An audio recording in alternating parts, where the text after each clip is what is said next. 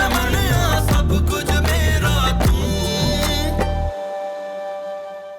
ये क्या तरीका बड़ों से बात करने का? तुम्हें बात करने की तमीज नहीं है बड़ों से? से सॉरी।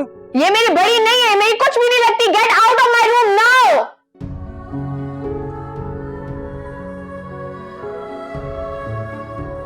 मैं अच्छी तरह जानती हूँ कि अंदर कौन है।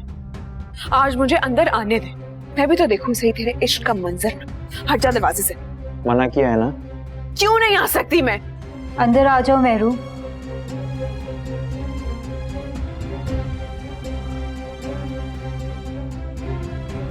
शाहनवाज छोड़ दे मुझे, वरना अंजाम अच्छा नहीं होगा। आप हद से गिर गए हैं शाहनवाज। मैं हद से बढ़ रहा हूँ, मैं हद से बढ़ रहा हूँ। अभी दिखाता हूँ कि कौन गिर चुका है। तुम्हारा तो मैं। बस शाहनवाज बस। तुम्हें ये टोस्ट इसलिए अच्छा नहीं लगता क्योंकि ये ड्राई होता है। ये लो, अब खा के देखो। आई एम नॉट हंग्री, मुझे स्कूल से देर हो रही है। अगर बगैर ब्रेकफास्ट के स्कूल जाओगी तो नींद भी आएगी और बोरियत भी फील होगी। थोड़ा सा खा लो। इसने नाश्ता करने ही छोड़ दिया है। मामा क्योंकि अपने हाथ से इसको जबरदस्ती खिलाती थी। मामा के जाने के बाद इसने नाश्ता करना छोड़ दिया। अच्छा ये बात है, तो फिर मैं मीजू को अपने हाथों से खिलाऊंगी। ये लो।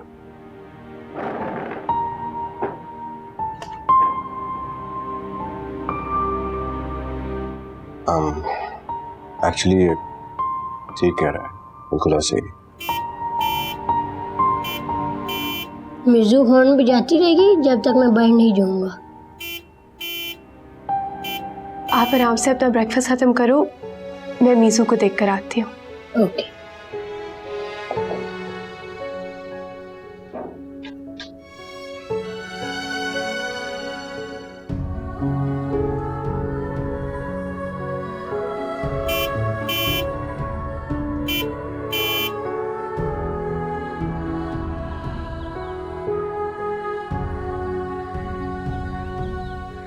मैंने नहीं करना नाश्ता, आई हेट ब्रेकफास्ट।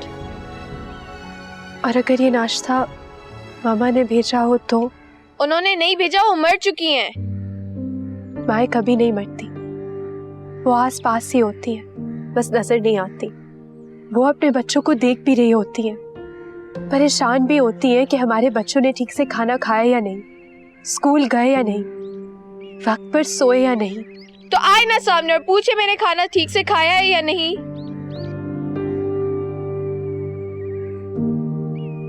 वो अब सामने नहीं आ सकती, लेकिन उन्होंने मेरे दिल में ये डाल दिया है कि मैं उनके बच्चों का बिल्कुल वैसे ख्याल रखूं जैसे वो रखती थी। आप झूठ बोल रही है, मामा मर चुकी है, वो कहीं भी नहीं है, कहीं भी नहीं है।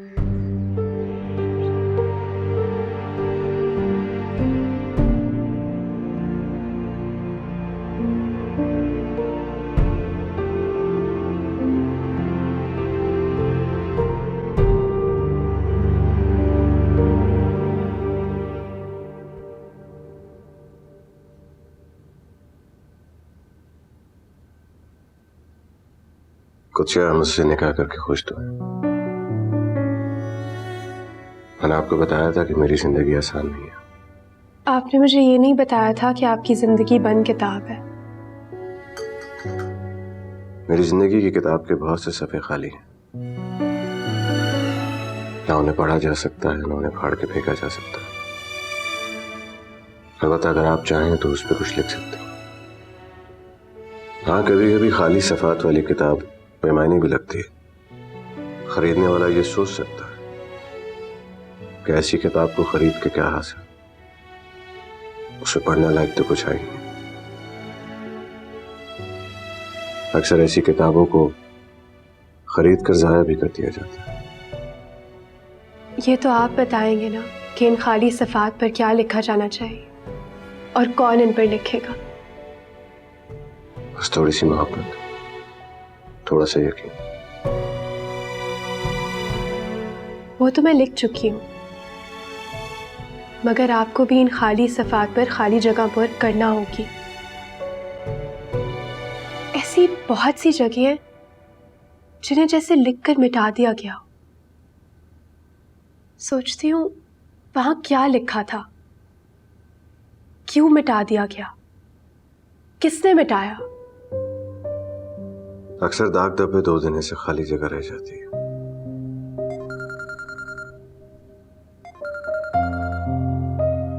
किसका फोन है? आप देख भी रहे हैं और उठा भी नहीं रहे। शाहनवाज। दुल्हा भाई, कयामत आ गई होगी। उन्हें मालूम हो गया होगा घर पहुंचते ही। अक्सर कयामत लाने वालों को पुलिस रात से गुजरना पड़ता है, क्योंकि उनके आगे आग होती है और पीछे पानी, तो तलवार की धार से ज्यादा बारीक और तेज होती है। आप फिक्र मत कीजिए, आपके और शाहनवाज के बीच अब एक पहाड़ है, और शाहनवाज को ना ही तो पहाड़ से टकराना आता है, ना ही इस पर चढ़ना।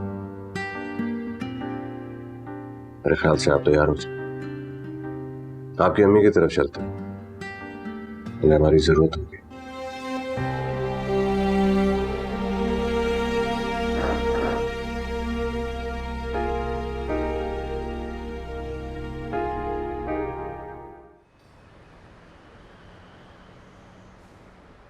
तुम यहाँ से उठो और जाओ, जाकर अपने बेटे के पास रहो या फिर अपनी बेटी के। इस घर में जितना फसाद बर्पा करना था ना तुमने, वो कर चुकी। अब मैं अपने घर में किसी को मुदाखलत करने की इजाजत नहीं दे सकती। अपना बोझ डालकर अपने बेटे पर डालो। उठो यहाँ से, जाओ। क्यों? मैं क्यों जाऊं? इस घर में मेरे बेटे का भी तो खर्चा होता है। इस घर में ना किसी का खर्चा हुआ है और ना किसी का कर्जा है। ये घर मेरे मरहूम शौहर, मेरी बेटियों और मेरे खून पसीने से बना है। सुना तुमने? तुम्हारी उस बेटी के बारे में क्या ख्याल है जिसकी बदकिरदारी के धब्बे मेरा बेटा धो रहा है? खबरदार, मैंने कहा ना, मेरी बेटी के किरदार के बारे में एक बात भी की ना तो मैं जुबान खींच लूंगी तुम्हारी। भाई वाह, वाह भाई वाह, रहती गुंडे के साथ है वो और बहुत बाकिरदार है। वाह भाई वाह। मैंने तुमसे कहा ना, मेरी बेटियों के किरदार के बारे में कुछ मत बोलना। निकलो यहाँ से, निकलो, वरना मैं धक्के देकर बाहर भिजवा दूंगी तुम्हें।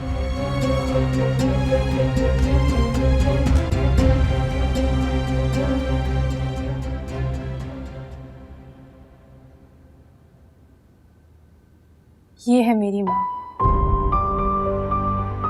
लम्हे भर में आपने इस घर को कितना मजबूत कर दिया।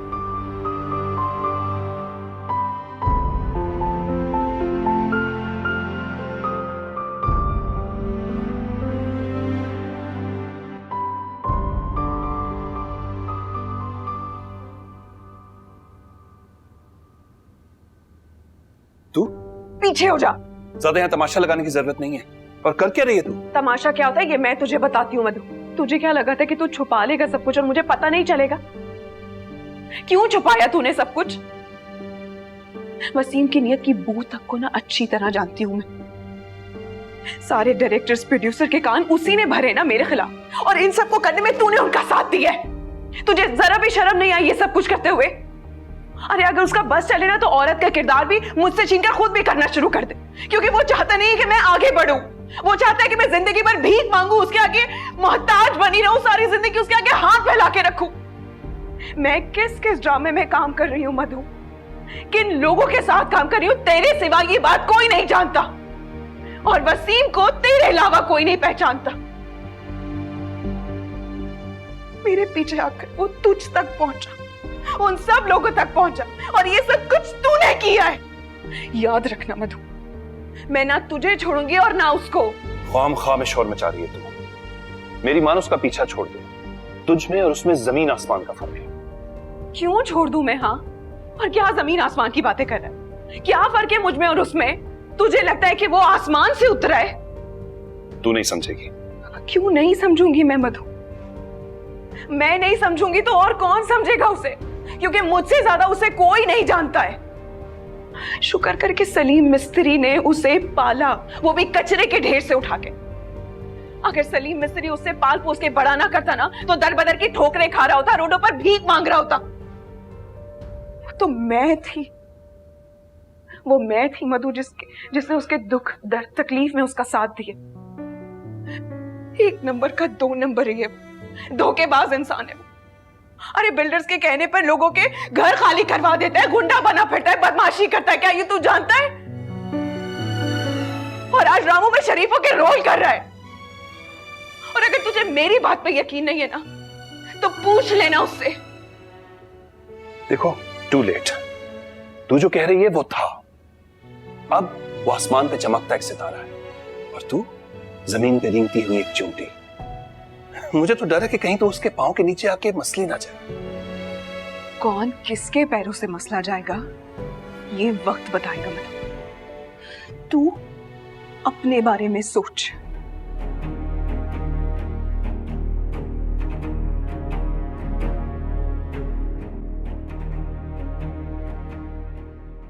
तुम खुश तो हो ना असद के साथ? फिर इतनी उदास क्यों? मैं बहुत खुश हूँ अम्मी जी, बस आपको देखकर जज्बाती हो गई। सोच रही हूँ काश आप हमेशा ऐसी होती तो शायद हमारे घर में इतनी टूट फूट ना होती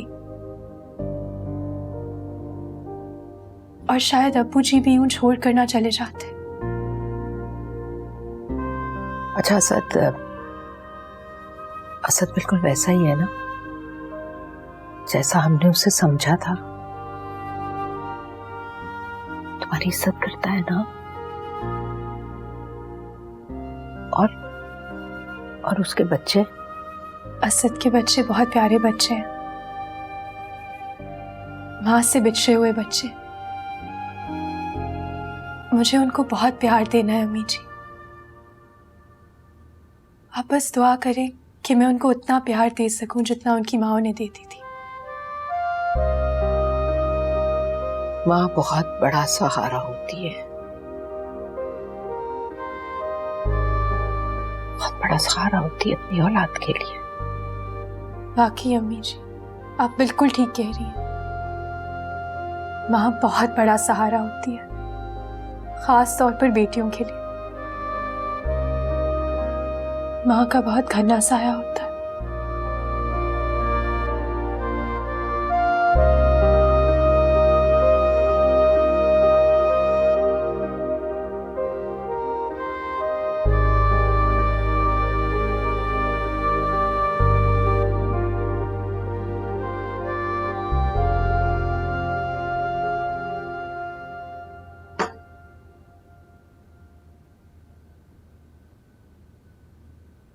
असद भाई चीनी कितनी लेंगे? बेटा इस तकल्लुफ की क्या जरूरत थी, मैं मेहमान तो नहीं हूँ। तकल्लुफ कैसा?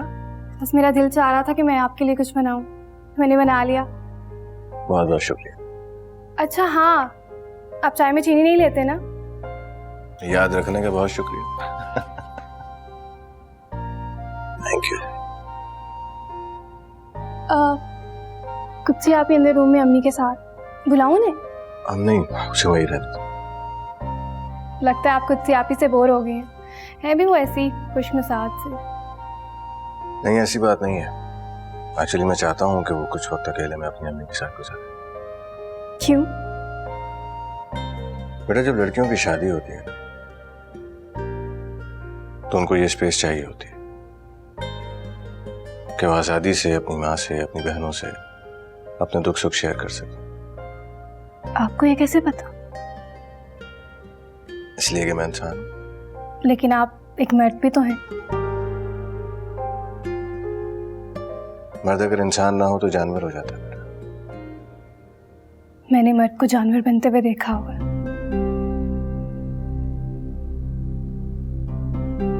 दुल्हा भाई शाजिया भी को अपने साथ ले गए हैं। उनको ये धमकी भी दी है कि अगर वो मायके आएंगी तो वो उनको तलाक दे दें। अच्छा फिर क्या? रोते रोते गई हैं, न जाने क्या हशर करेंगे। अम्मी भी बहुत परेशान है। लेकिन उसने ऐसा क्यों किया है? ये इनकी अम्मी रेडियो पाकिस्तान आते ही तिला दी थी आपके निकाह की। बस फिर इल्जाम लगाना शुरू कर दिया, तुम बहनें ऐसी हो वैसी हो, पता नहीं क्या क्या। अच्छा छोड़ो, परेशान मत हो, देख लेते हैं इस मामले को। असद भाई आप इनको ना नौकरी से ही निकाल दें। It's not possible। मैं देख लेता हूँ ना, तुम क्यों परेशान हो?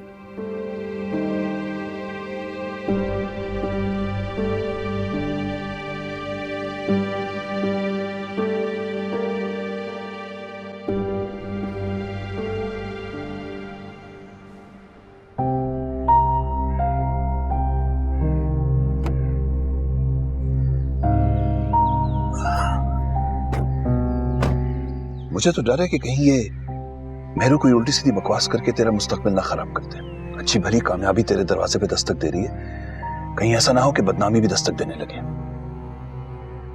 और तेरा अच्छा भला करियर बनने से पहले ही तबाह हो जाए। मधु, हमारा कोई मुस्तकबिल नहीं होता, सिर्फ माजी होता है, और ये माजी मरते दम तक साथ रहता है। नसीब को ठोकर मत मार पागल आदमी, ये बार बार दस्तक नहीं देता और ठुकराया जाना तो बिल्कुल पसंद नहीं करते। और एक दफा ये पलट गया ना तो लौट के कभी वापस नहीं आएगा। अपने गले में बंधे इस घंटी को उतार के फेंक दे यार। नहीं उतार सकता, जब तक ये घंटी मेरे गले में बंधी है ना, इसके बार बार बजने से मुझे अपनी औकात याद रहती है। क्या जरूरी है कि इंसान हर वक्त अपनी औकात याद रखे? अगर हाथ में रहना है तो औकात तो याद रखनी पड़ेगी। अच्छा, तो क्या है तेरी हद? वही शरीफ लड़की जिसके लिए मैं घर ढूंढ रहा हूं। अगर उस हद पर खड़े रहना है तो अपनी औकात तो याद रखनी पड़ेगी। अजीब आदमी है यार तू। तुझे तो किसी मजार का सूफी बाबा होना चाहिए था। खैर चल, मैं तुझे घर छोड़ देता हूं।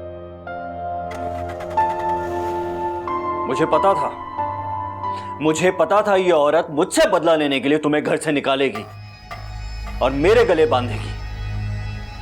इतने दिन तक तो ये बेवकूफ बनाती रही मुझे, पागल बनकर, लेकिन इसे नहीं पता कि शाहनवाज से दुश्मनी कितनी बुरी है।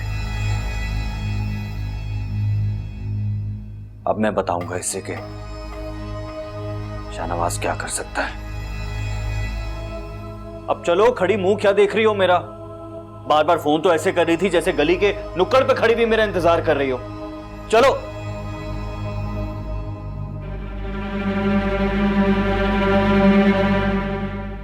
अरे वाह, आज तो बेगम साहिबा आई हैं, खुफिया निकाह करके। शाहनवाज,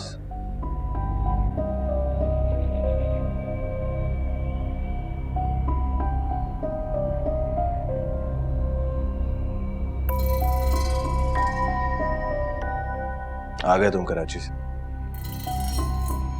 बहुत इंतजार था मुझे तुम्हारा। उम्मीद करता हूं जिस काम के लिए गए थे उसे मुकम्मल करके आए। तो फिर कल ऑफिस में मिले।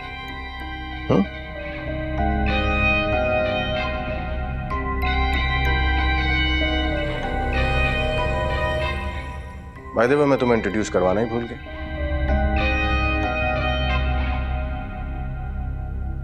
कुछ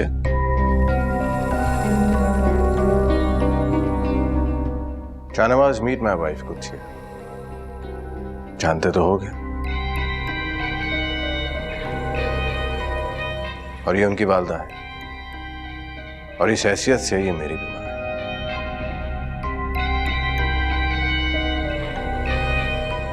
वैसे तुम बहुत खुश नसीब इंसान हो, तुम्हारे पास तुम्हारी अपनी मां मौजूद है। काफी देर से तुम्हारा इंतजार कर रही थी। तुम यहाँ नहीं लेने आए हो ना? चलें? जी चलें।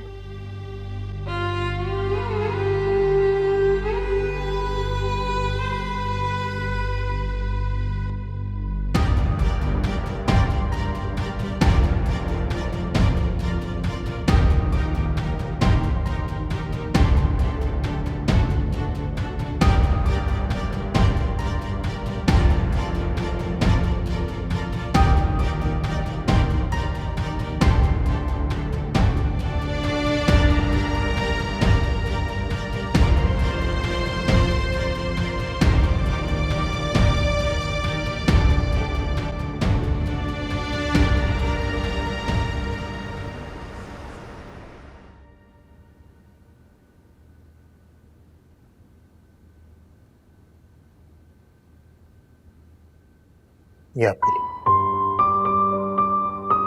ये क्या है? ये एक मैंने फ्लैट लिया आपके लिए किराए पर। फर्निश्ड है और बहुत ही खूबसूरत। क्यों?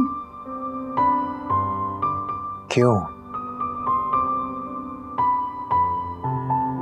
क्योंकि मेरा घर आपके रहने के काबिल नहीं है ना, इसीलिए। इतने एहसान ना करो मुझ पर कि मैं उनका बोझ ना उठा पाऊं। नहीं मैम, कोई एहसान नहीं कर रहा आप पर, बल्कि मैं जो भी कुछ कर रहा हूं मैं चाहकर भी खुद को नहीं रोक सकता। क्यों? क्योंकि मैं अपने दिल के आगे बेबस हूं। क्यों? ये शायद ठीक नहीं है, बल्कि सच में ही ठीक नहीं है। मैं गलत हूं, मैं बुरा आदमी हूं। कहना क्या चाहते हो?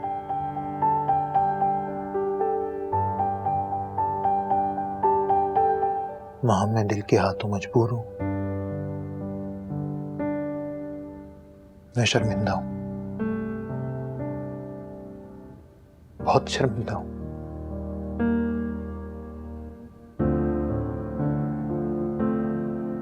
मैं सचमुच आपसे प्यार करने लगा हूं। बस प्लीज।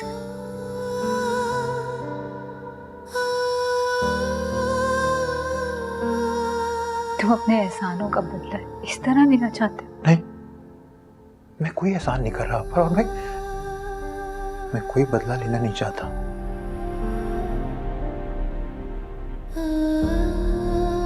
मैं तो खुद आपका गुनहगार हूं। अपने दिल के आगे बहुत शर्मिंदा हूं। मैं अपना चेहरा शीशे में नहीं देख पाता। अपने आप को इतना रोकने की कोशिश की कि आपसे प्यार नहीं करूं, लेकिन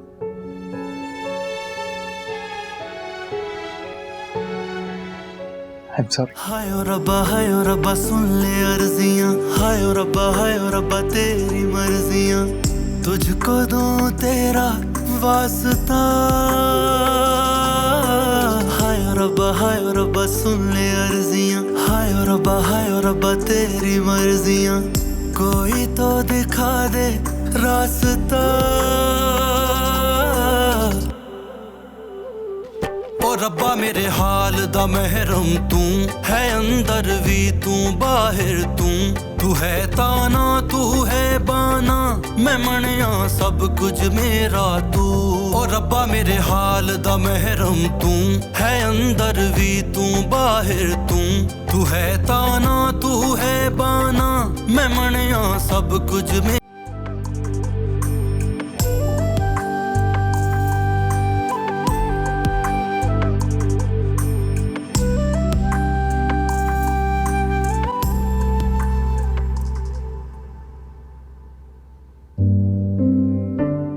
क्या सोच रही हैं?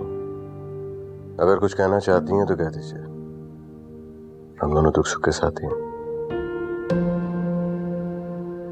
कहीं ऐसा तो नहीं है कि आपने मुझे अपने सुख का साथी तो बना लिया है, मगर दुख का नहीं?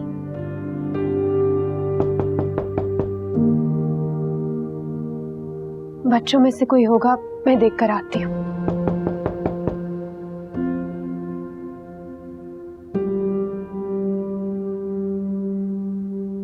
जल्दी आए, मिर्जू रो रही है, बहुत रो रही है। चलो।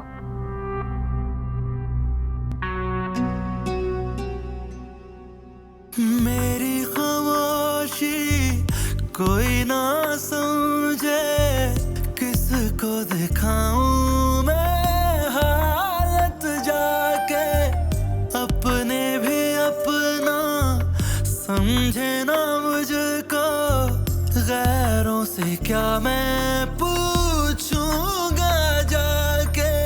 सहमी हुई है जुबान, होठों से ना हो बयां, घुटता है अब तो दम यहाँ।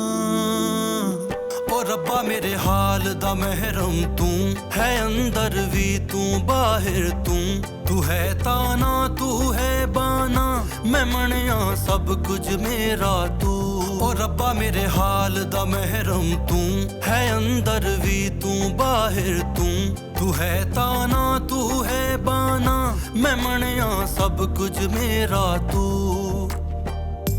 आंखों में जो है कैसे बताएं, पढ़ लो कभी तो चुप कैसे आके, मेरी भी सुन लो अपनी भी कह दो, पास जो मेरे कभी बैठो आके, है कुछ अधूरी अभी कर दे जो पूरी, कभी होगी मुकम्मल दास्तां।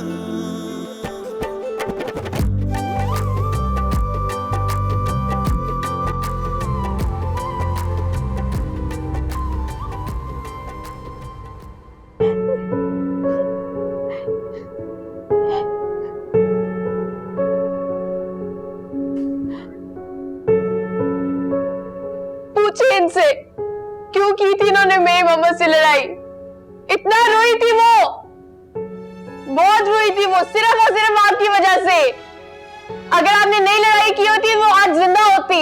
उन्होंने खुदकुशी आपकी वजह से की थी, सिर्फ और सिर्फ आपकी वजह से।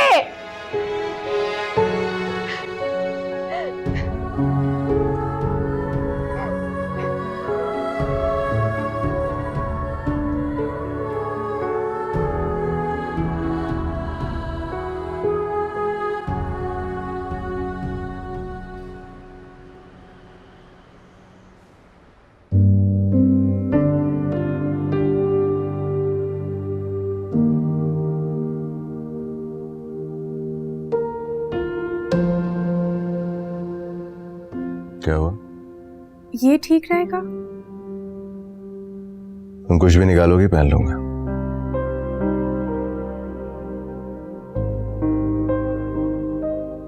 आपकी अलमारियों को तरतीब की बहुत ज़रूरत है।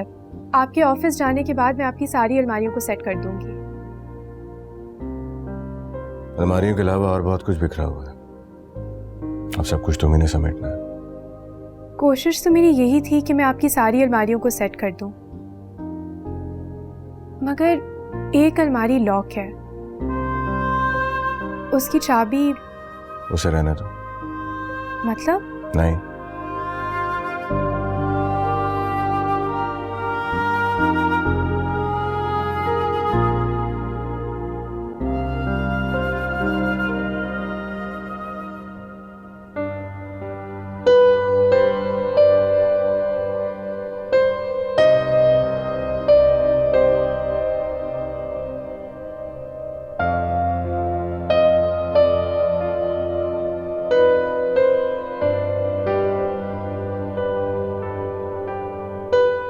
कैसी हो माँ?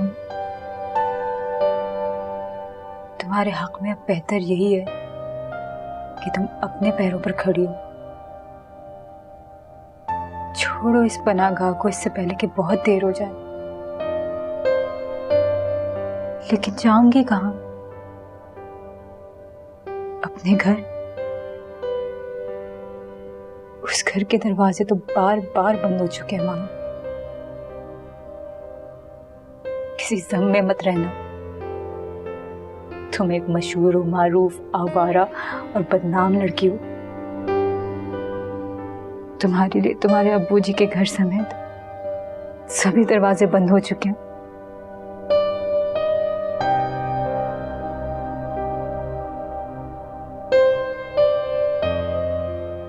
नहीं, ऐसा नहीं चलेगा माँ। ऐसा नहीं चलेगा। इससे पहले कि वो गुंडा नहीं, वो गुंडा नहीं, अब वो गुंडा नहीं है।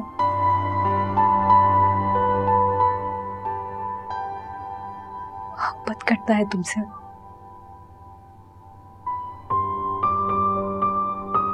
तुम समझती भी हो मोहब्बत का मतलब?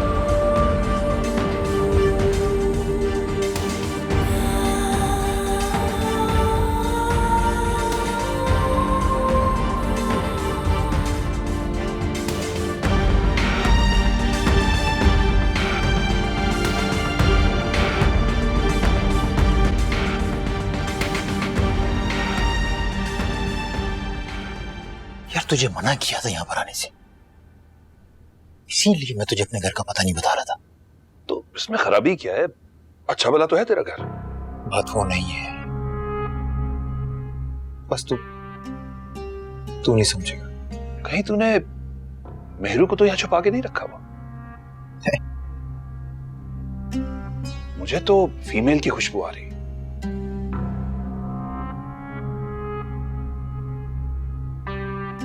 तू नहीं समझेगा। आप कहां जा रही हैं?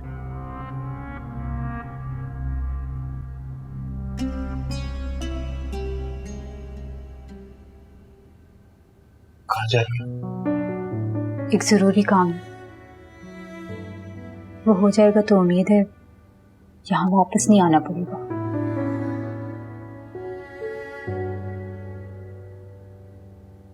मुझे पता है आपको बहुत बुरा लगा मैंने जो भी कुछ कहा।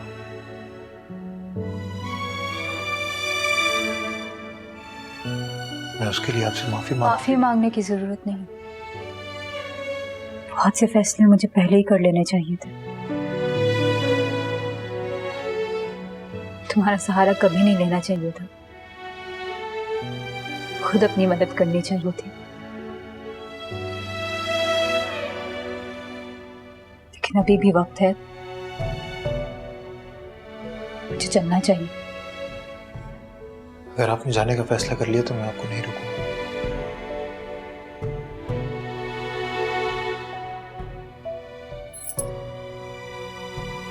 ये घर की चाबी आप रख लो, जब कभी आपका दिल करे आप वापस आ जाइए। मैंने नए फ्लैट की चाबी भी ऊपर रखी थी, वो आपने नहीं ली। आंखों में जो है कैसे बताएं, पढ़ लो कभी तो चुप कैसे आके, मेरी भी सुन लो अपनी भी कह दो, पास जो मेरे कभी बैठो आके, है कुछ अधूरी अभी कर दे जो पूरी, कभी होगी मुकम्मल